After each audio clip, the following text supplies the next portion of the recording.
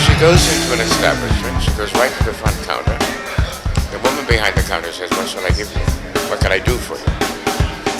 She says, "I'd like a cheeseburger, a malted milkshake, and potato chips."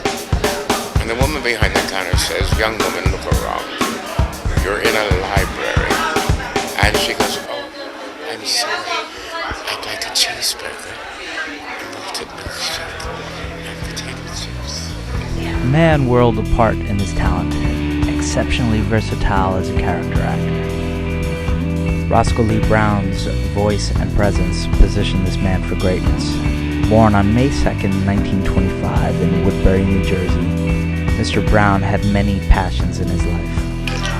No, what has excited me is mainly theater. And most of the work that I've done that I'm most proud of is on stage. Although I'm not proud of some things I've done on screen. I mean, I am proud of them. I mean, I'm not proud. And I've done even some sitcoms, but only as a guest appearance when I enjoyed it and it was okay, or better. His voice has brought life to many characters. One notable character was his portrayal of Kingpin in the cartoon Spider-Man. From 1995 through 1998, his voice thrilled audiences for 30 episodes. Welcome to my temporary base of operations, Spider-Man. I must say, this is an unexpected treat. If I were you, Kingpin, I'd cut down on the treats. Joke while you can, Spider-Man. Soon, I will be far more powerful than even I dared to dream. Would Roscoe Lee Browne ever go to the Bronx? I can't get a visa. I would go, but Stepping back into his early years, running seemed to be a passion for we him. were running in Vienna. At some point, Kurt Stone and Howard Sasson thought they were going to go for a jog to get a day out in the Vienna woods. It's like a vast, beautiful park. And they took me along. And because they're long-distance runners, they wondered if the pace was nice enough. I'm listening to a Vienna waltz. And Ashenfelter looked over at Stone and said, "Of course he is." Gaining fame as a track star, he competed internationally and won the World Championship. I had done the fastest that year, in 800 meters. I'll tell you a lovely story. When I was in the army in the Second World War, we were in Italy, and the war was over, and they didn't know what to do with everybody.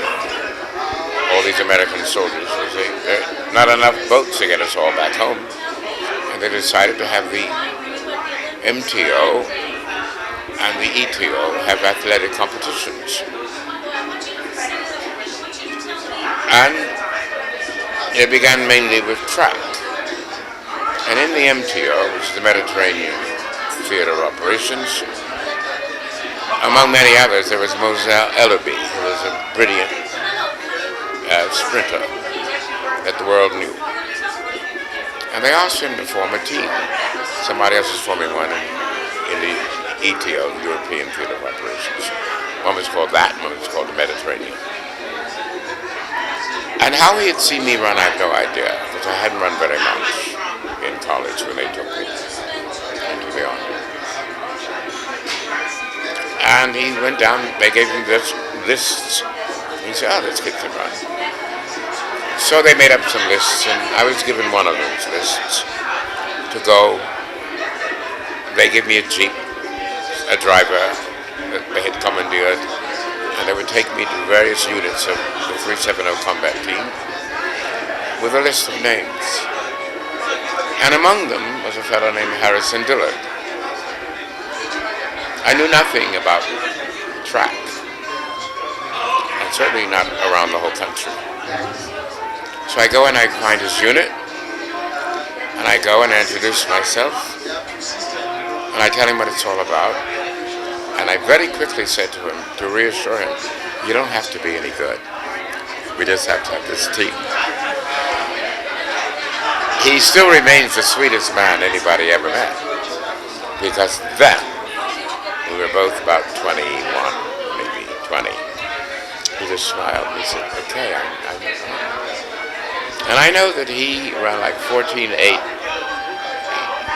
with his combat boots on when we first met to train. He was so happy to see the hurdle set up and try. He went, he had all of his stuff on. I mean, the whatever we have, fatigues, and his boots. And he went, somebody said, that's about 14.8. Somebody said, that's 14 flat. Well, anyway, that's how I met Harrison Dillard. And he's been dear to me ever since. He's a magnificent human being. I've really forgotten. There's a famous to those of us who knew.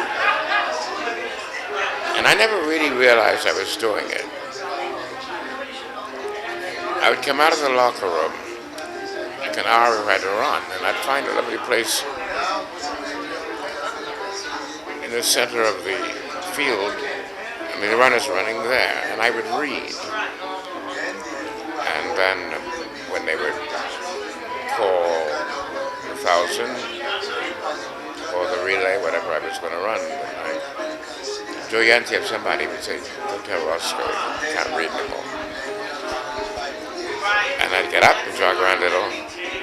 And in Lindy's words of this evening, he said, and then you'd proceed to kick their ass.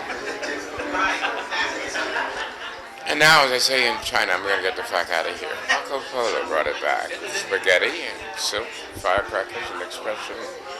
I'm going to get the fuck out of here.